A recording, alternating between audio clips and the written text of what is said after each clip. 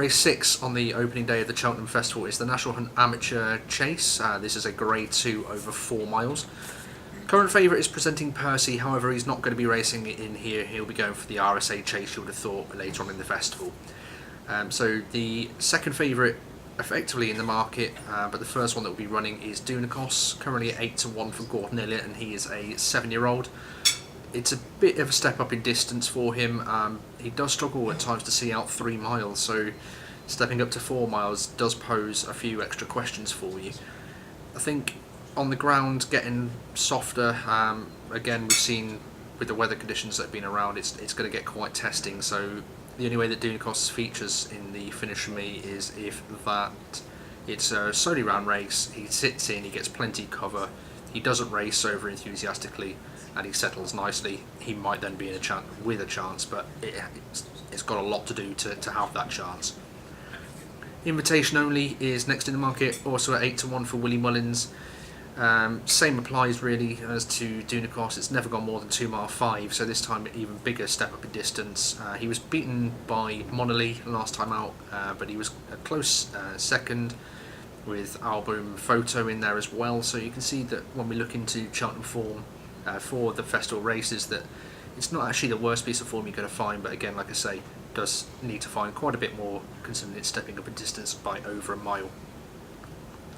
Another one in here, again the same also sort of applies but not by as much, and this is Jury Duty, 8-1 currently for Gordon Elliott. Like I say, stepping up in distance again, but was third in the Potemps last year here, behind Presenting Percy, so you can see again it's got Cheltenham form, it's not going to mind the ground at all. Only a slight step in distance compared to the others where they're going over a mile, like I previously mentioned.